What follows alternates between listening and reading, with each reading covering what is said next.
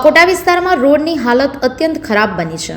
મુખ્ય માર્ગ પર વારંવાર ભૂવા પડવાના કારણે રસ્તો કપોડી જેવી સ્થિતિમાં ફેરવાઈ ગયો છે। રોડ પર પડેલા ખાડાઓને કારણે રોજિંદા આવનગામન કરતા વાહન ચાલકો તેમજ સ્થાનિક રહીશો ભારે મુશ્કેલીનો સામનો કરી રહ્યા છે। અચાનક ભૂવા પડવાથી વાહન ચાલકને નુકસાન થવાની સાથે અકસ્માતની ભીતિ પણ વધી છે। સ્થાનિકોના જણાવ્યા મુજબ આ સમસ્યા અંગે અનેક વખત રજૂઆત કરવામાં આવી છે, પરંતુ મહાનગરપાલિકા દ્વારા માત્ર તાત્કાલિક પેચવર્ક કરીને મામલો ઠંડો પાડી દેવામાં આવે છે। થોડા જ દિવસોમાં ફરીથી રોડની સ્થિતિ બગડી જાય છે।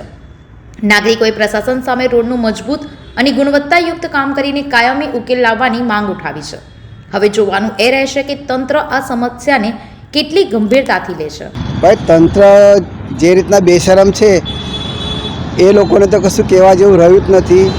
આજે દાંડિયા બજાર બ્રિજથી લઈને મૂચમોડા સુધી 2 વર્ષ થવાયા, એ લોકોથી 1.5 કિલોમીટરનો રસ્તો બનતો નથી। સૌથી વધારે પરિસ્થિતિ જો ખરાબ હોય ને તો આ રોડની છે। વોર્ડ નંબર 12માં આવેલા અકોટા વિધાનસભામાં છે, એ રોડની સૌથી ખરાબ પરિસ્થિતિ છે।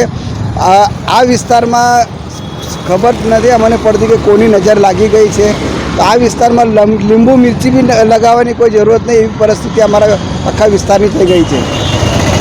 શું કહેશો હવે આ રોડ માટે પબ્લિકને હેરાન?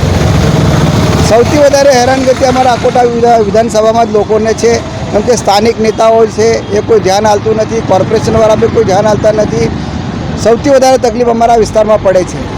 2 વર્ષથી તો બહુ ખરાબ છે, એટલે બહુ જ ખરાબ છે, બહુ ભૂવા પડ્યા છે। સરકારના તરફથી કોઈ કામગીરી જોવામાં મળી નથી ને વારંવાર એક્સિડન્ટ બી બહુ થાય છે। રોજના 5 એક્સિડન્ટ થાય છે। તમે દ્રશ્યોમાં જોઈ શકો છો કે કેટલું ટ્રાફિક બી થાય છે, કેટલી સમસ્યા છે। બસ છે, પછી આ બુલેટ ટ્રેનના મોટા મોટા વાહનો જાય છે, એટલે અકસ્માત ઘટવાની શક્યતા 100% છે। અહીંયા બહુ મોટા ભૂવા પડી રહ્યા છે, કેમ કે પાણી બી બહુ ભરાય છે વરસાદ પાણીમાં, ને ભૂવાઈ બહુ પડ્યા છે ને વારે ઘડીએ કમ્પ્લેન કર્યા છતાં બી પણ 2 વર્ષથી કામ થતું નથી। સંવાદદાતા સાથે અભિપ્રાય ન્યૂઝ, વડોદરા।